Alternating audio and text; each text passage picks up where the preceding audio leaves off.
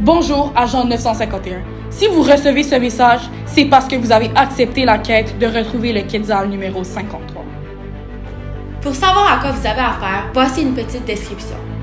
Le Quetzal mesure environ 32 cm. C'est un oiseau situé en Amérique centrale. Grâce à leurs longues plumes souvent vertes et rouges, il est capable de bien se protéger des temps pluvieux.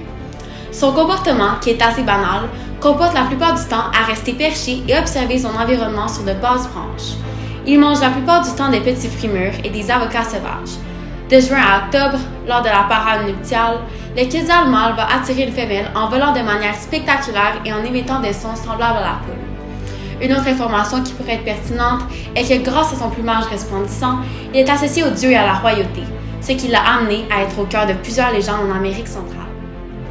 Maintenant, c'est important de savoir qu'il reste moins de 50 000 Quetzals en Amérique centrale, donc la tâche ne devrait pas être trop dure.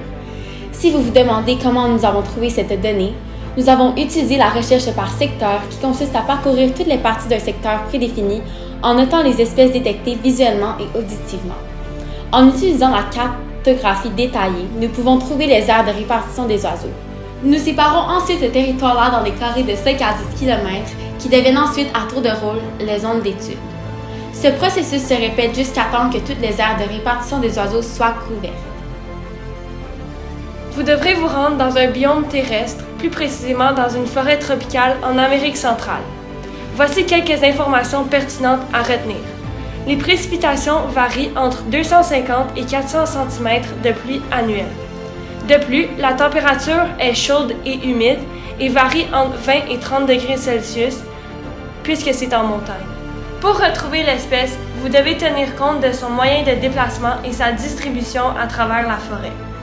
Quand deux Quetzals sont accouplés ensemble et que c'est la période de reproduction, ils paradent en groupe de 10 à 20 oiseaux avec d'autres couples et des femelles.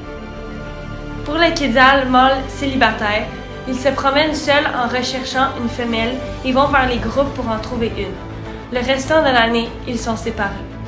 Votre prochain défi sera plus difficile que les autres. En cours de route, vous rencontrerez Jack Red, qui est en charge du marché illégal de plumes de Quetzal en Amérique du Sud. Il essayera de vous arrêter, donc voici des informations qui pourront vous aider. Vous savez maintenant que le Quetzal est en voie d'extinction à cause de ce marché illégal. Les plumes de Quetzal sont utilisées très fréquemment pour des rituels autochtones, vu que ces plumes sont remplies de couleurs vives. Ils les considèrent sacrées, donc ceci crée un marché illégal pour obtenir ces plumes. Heureusement, il existe une solution pour minimiser l'impact de ce commerce illégal. Il y a un parc de conservation du Quetzal dans la région de Coban, au Guatemala. Grâce à ce parc, le Quetzal est protégé et la perturbation de l'espèce sera minimisée. Jack Red ne sera pas votre seul défi. Le Quetzal, occupant le niveau trophique du consommateur de premier ordre, fait partie d'un réseau trophique assez divers et contient plusieurs prédateurs. Donc faites attention à eux.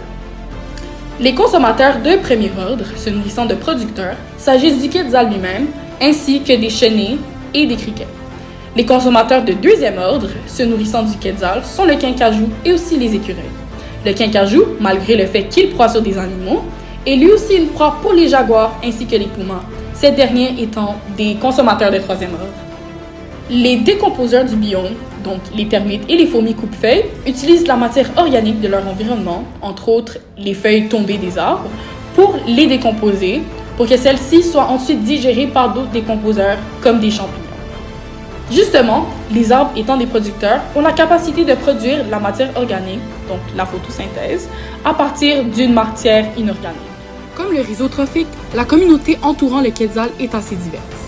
Par exemple, le toucanet est un prédateur du Quetzal, donc ils ont une relation de prédation puisqu'ils vivent sur le même territoire. Dans la forêt tropicale, il y a une grande concurrence entre la végétation puisque les plantes veulent prendre plus d'espace possible.